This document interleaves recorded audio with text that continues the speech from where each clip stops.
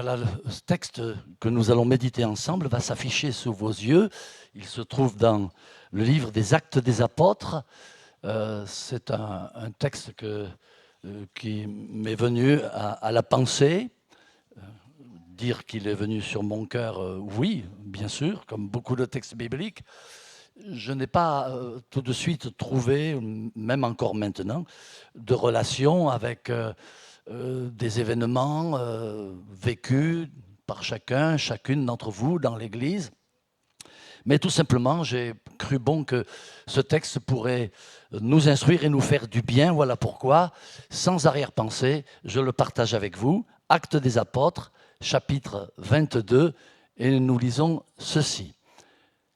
Comme j'étais en chemin et que j'approchais de Damas, tout à coup, vers midi, une grande lumière venant du ciel resplendit autour de moi. Je tombais par terre et j'entendis une voix qui me disait « Saul, Saul, pourquoi me persécutes-tu » Je répondis « Qui es-tu, Seigneur » Et il me dit « Je suis Jésus de Nazareth, que tu persécutes. » Ceux qui étaient avec moi virent bien la lumière, mais ils n'entendirent pas la voix de celui qui parlait. Alors je dis, que ferai-je, Seigneur? Et le Seigneur me dit, lève-toi, va à Damas, et là, on te dira tout ce que tu dois faire. Comme je ne voyais rien à cause de l'éclat de cette lumière, ceux qui étaient avec moi me prirent par la main et j'arrivai à Damas. Des trois récits qui concernent la conversion de Saul de Tarse, il me semble que celui-ci paraît le plus personnel, puisque Paul l'adresse à ses frères et à ses pères, comme il nous le dit au verset 1er de ce chapitre 22. Une chose, bien sûr, nous interpelle, merci, c'est cette déclaration de la Bible, « J'entendis une voix qui me disait » au verset 7. Je n'ai pas oublié dans la lecture que vous avez fait avec moi, qu'il y a eu différents phénomènes extraordinaires dans cette conversion de Saul sur le chemin de Damas. Oui, je tiens compte du fait qu'il y a eu une grande lumière et que suite à cette violente lumière, quoiqu'on était en plein midi, cette lumière était plus éblouissante qu'à l'ordinaire. Cette lumière a profondément affecté Saul de Tarse. Il est tombé de monture, il s'est retrouvé à terre, il a perdu la vue par l'effet de cette lumière. Mais ce que je voudrais retenir ici, c'est que au-delà de la lumière, au-delà de toutes les manifestations, au-delà de ce que les uns entendirent ou n'entendirent pas, il y a eu la parole qui s'est adressée à Saul de Tarse. Cette voix qui s'est fait entendre et qui est, permettez, un grand classique de l'Écriture sainte. Car la Bible est jalonnée de récits où la voix de Dieu est au centre de toute rencontre bouleversante entre Dieu et l'homme. Dans le livre de la Genèse, Adam et Ève entendirent la voix de Dieu qui parcourait le jardin. Dans le livre de l'Exode, Dieu dit à Moïse, « Moïse, Moïse !» Dieu l'appela au milieu du buisson qui était en feu. Nous nous rendons compte ici que ce n'était pas le buisson qui était au centre, pas plus que la lumière éblouissante sur le chemin de Damas, mais c'était la voix de Dieu qui était au centre de cette révélation qui a affecté, qui a touché Saul de Tarse, comme ici Moïse. L'apôtre Pierre lui-même fera un jour cette déclaration, « Nous avons entendu cette voix venant du ciel lorsque nous étions avec lui sur la sainte montagne. » Au-delà de la voix, il y a eu cette apparition d'un Jésus transfiguré. J'aime à dire que Jésus parut à l'extérieur tel qu'il était à l'intérieur, éclatant de blancheur et de pureté. Mais au-delà de cette révélation visible, il y a eu une révélation audible. Et c'est ce dont Pierre se souvient d'une manière inoubliable. Nous nous souvenons, nous avons entendu cette voix venant du ciel. dans l'Apocalypse, sur l'île de Patmos, dans les soucis qui étaient les siens, Jean a entendu lui aussi cette voix de Dieu, et la Bible nous dit qu'il se retourna pour connaître quelle était la voix qui lui parlait. Et tout le récit du livre de l'Apocalypse, certes, donne de nombreux détails visuels de ce que fut l'expérience de Jean, mais au-delà de ces détails visuels, il y a et il demeure que Dieu a parlé. Dieu parle encore aujourd'hui. Dieu a parlé à Saul de Tarse. Et sur le chemin de nos vies, Dieu s'adresse à nous par sa parole puissante. Une parole qui, dans l'expérience de Saul de Tarse, comme dans celle de Moïse, comme dans celle de Pierre et des autres, a pour caractéristique d'abord, premièrement, d'être distincte. Il nous a dit, j'entendis, une voix qui me disait, une parole distincte, audible, non pas vaporeuse, incompréhensible. Ensuite, cette voix qui s'est fait entendre a eu pour caractéristique d'être personnelle. Le texte nous dit, nous l'avons lu ensemble, ceux qui étaient avec moi n'entendirent pas la voix de celui qui me parlait. Ailleurs, il nous est dit qu'ils entendirent bien la voix, mais ils n'entendirent pas d'une manière telle que Saul, lui, l'entendit, audible, précise, claire, limpide, et puis aussi identifiable. Cette voix était identifiable parce que le Seigneur lui dit « Je suis Jésus de Nazareth ». Et ensuite, je pourrais dire en terminant que cette voix s'est manifestée de plusieurs manières, puisque après avoir entendu « Saul, Saul, pourquoi me persécutes-tu » Dieu lui a dit « Va à Damas et là, on te dira encore. Là encore, ma voix se fera entendre de différentes manières, autrement, mais ma voix te poursuivra tout au long de ta marche avec moi. » Alors, cette voix que Saul entendit, que disait-elle? « Saul, Saul, pourquoi me persécutes-tu » Les trois récits mentionnent avec ce détail précis cette déclaration de Jésus à Saul. Et il n'y a pas de possibilité d'interpréter autrement. C'est une phrase qui était destinée à arrêter Saul de Tarse. Elle était bouleversante, cette déclaration. Pour un homme religieux intègre comme Saul, apprendre de but en blanc qu'il est le persécuteur de celui qu'il prétend défendre, c'est proprement bouleversant et étonnant. Saul, Saul, dit Dieu. Cette répétition du nom de Saul a bien sûr du sens. Vous savez que dans le texte original de la Bible, que ce soit en hébreu, en grec, en araméen, il n'y avait pas de signe de ponctuation, pas de virgule, pas de point d'interrogation, pas de point d'exclamation répété à l'infini. Non, il fallait que l'auteur, pour accentuer un texte, eh bien, travailla, ou du moins prit le parti de la répétition. Cette pratique a certainement été empruntée à la tradition orale, parce que Jésus lui-même l'a utilisée. En vérité, je vous le dis. Et dans les écrits, on retrouve cette répétition, particulièrement en ce qui concerne les noms propres. Abraham, Abraham, n'avance pas la main sur l'enfant, elle ne lui fait rien, car je sais que tu m'aimes et que tu ne m'as pas refusé ton fils, ton unique.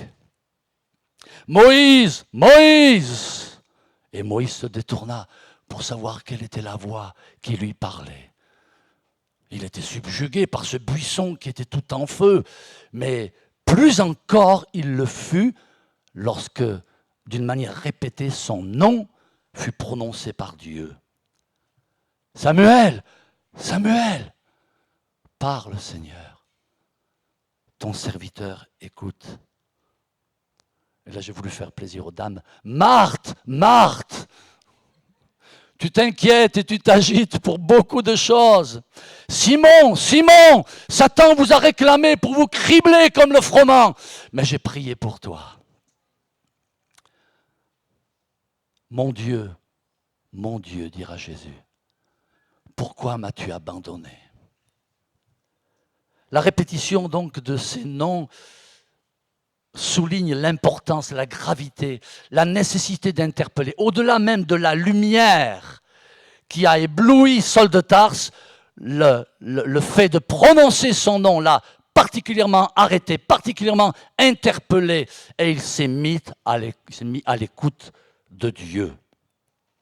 Donc la répétition du nom de Saul souligne l'urgence de la situation, l'importance du message qui va se faire entendre.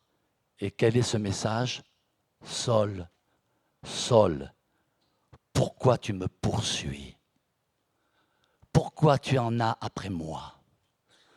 Pourquoi tu es sans cesse derrière moi? Pourquoi me persécutes-tu? Alors bien sûr, je me pose la question, peut-on décemment, peut-on réellement, concrètement, peut-on persécuter Dieu?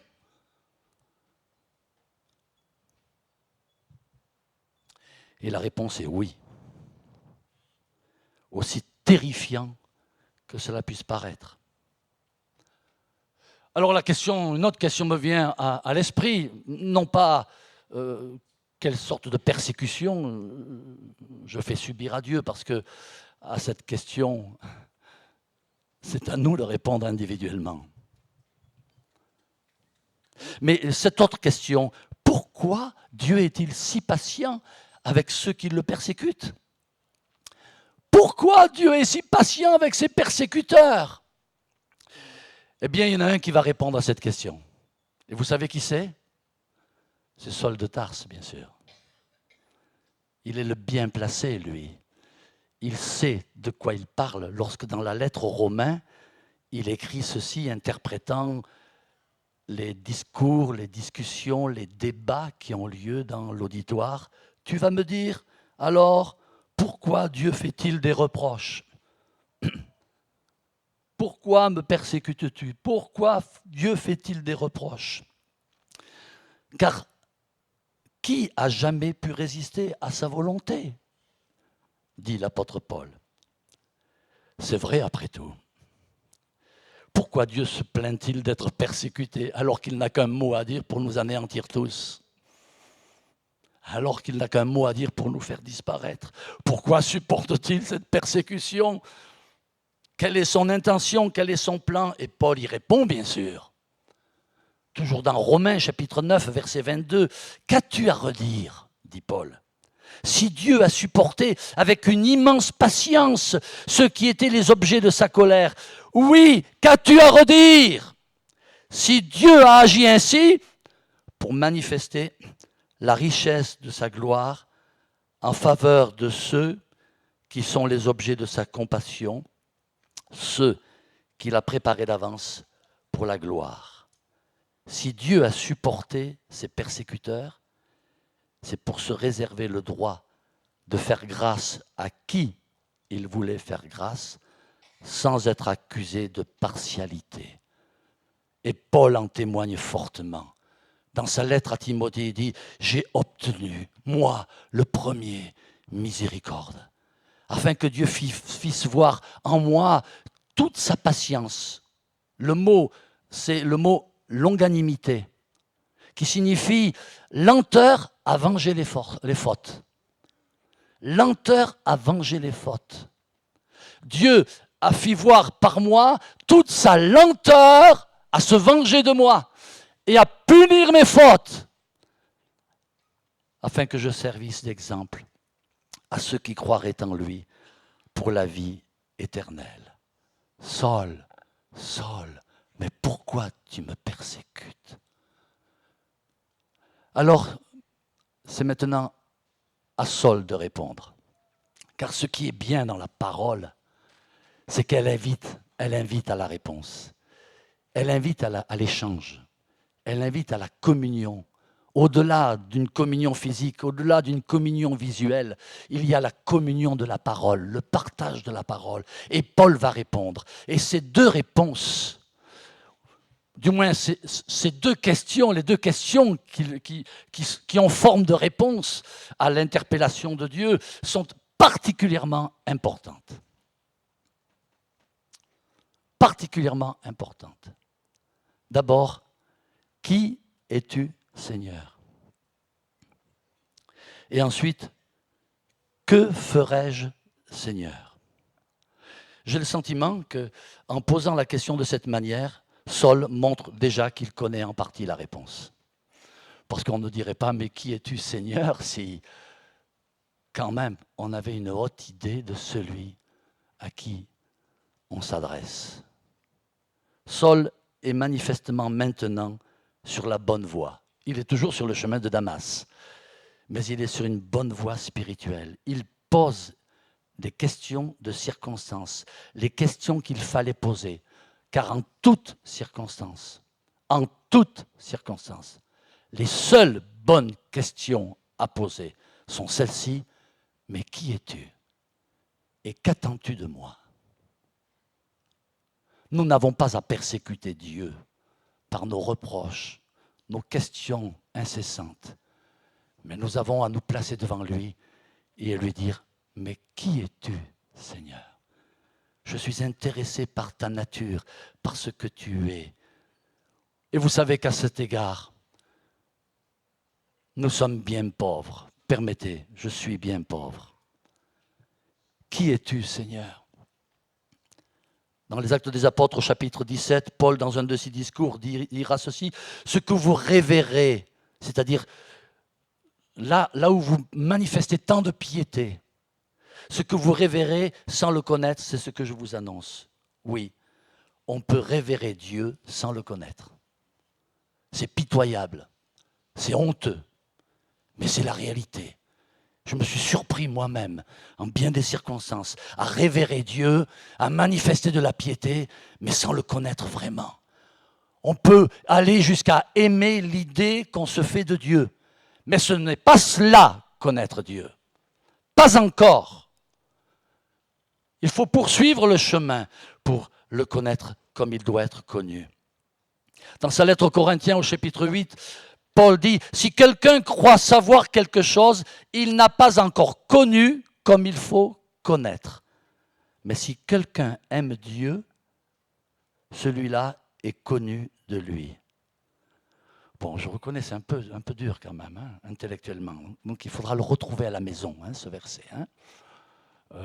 Je ferai pareil. Hein. Mais voilà ce que j'en déduis. Prétendre connaître Dieu, c'est finalement avouer ne pas le connaître comme il faudrait. Prétendre connaître Dieu, c'est finalement être encore loin du chemin qu'il reste à parcourir. Et puis, connaître Dieu, dit saint Paul, c'est savoir que nous sommes connus de lui. Et c'est aimer cela. Connaître Dieu, c'est aimer qu'il nous connaisse.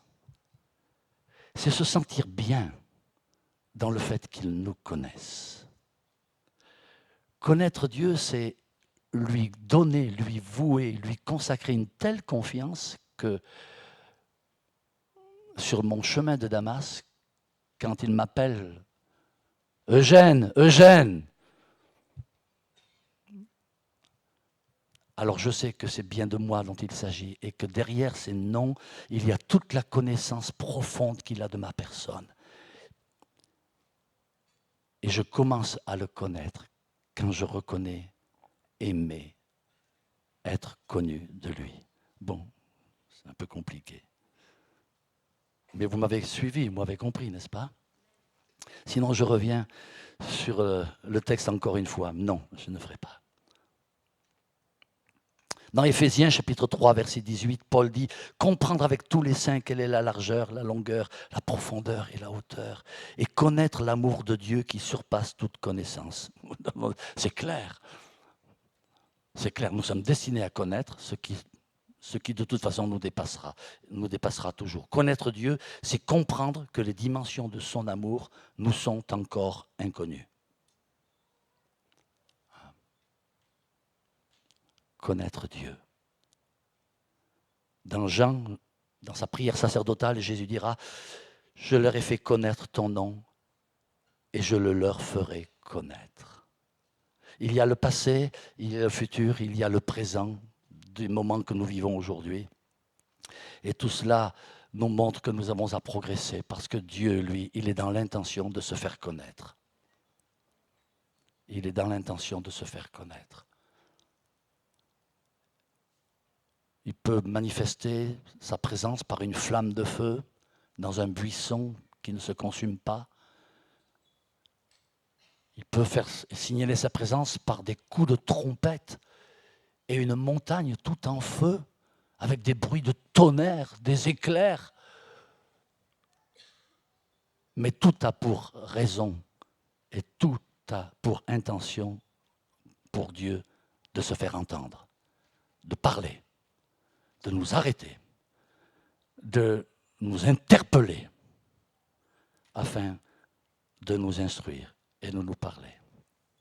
Veux-tu connaître Dieu? Veux-tu connaître Christ? Entends comme il se présente à Saul. Je suis Jésus de Nazareth que tu persécutes. Ne cherche pas Dieu d'abord dans sa gloire, mais cherche Dieu d'abord en Jésus de Nazareth. Cherche celui que nos péchés ont persécuté. Cherche celui qui meurt à la croix, rejeté. Cherche-le avec les disciples dans le tombeau vidé. Puis ensuite, cherche le ressuscité. Cherche celui que les disciples voient s'élever dans le ciel, dans la gloire. Cherche celui qui est glorifié. Cherche celui qui est assis à la droite de Dieu, dans le trône céleste. Cherche celui qui vient bientôt. Je suis Jésus de Nazareth, celui qui a marché sur la terre des hommes, celui qui a supporté contre lui tant de souffrances, tant d'opposition, tant d'incompréhension. Mais j'étais tous les jours avec vous, dira Jésus. Oui, c'est vrai, mais finalement, on ne te connaît pas. Qui es-tu, Seigneur? Au milieu de mes hésitations, de mes doutes, de mes troubles, de mes questionnements et de toutes les solutions que je souhaite apporter à tous les problèmes du monde, il y a cette question cruciale, première, essentielle, incontournable. Qui es-tu? Qui es-tu? Nous devons chercher Dieu à tout prix. Connaître Christ, dira Paul, et la puissance de sa résurrection et la communion de ses souffrances pour être conforme à lui dans sa mort, c'est connaître Jésus de Nazareth. Jésus fait homme. Jésus proche de nous.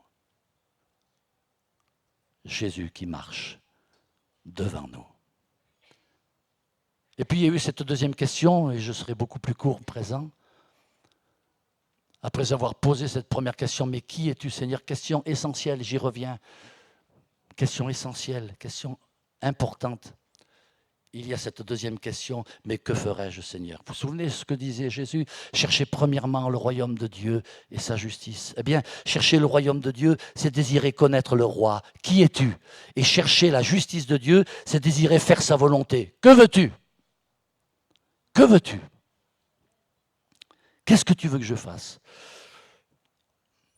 L'apôtre Paul le reconnaît, écrivant à Tite, il dira « Certains font profession de connaître Dieu, mais ils le renient par leurs œuvres. » Il doit y avoir une cohérence entre ce que je connais et ce que je fais. Entre le Dieu qui se révèle et celui qui me montre ce que je dois faire. Alors, je dis, que ferais-je, Seigneur? C'est Paul qui parle. Et le Seigneur me dit, lève-toi, va à Damas, et là on te dira tout ce que tu dois faire. Alors je note avec vous que autant la connaissance de Dieu relève d'une expérience intime, personnelle, que les accompagnateurs de Saul ne connaissent pas et ne partagent pas, autant la réponse à cette question, mais qu'est-ce qu'il faut que je fasse, Seigneur, elle nous renvoie aux autres. Nous renvoie à Damas.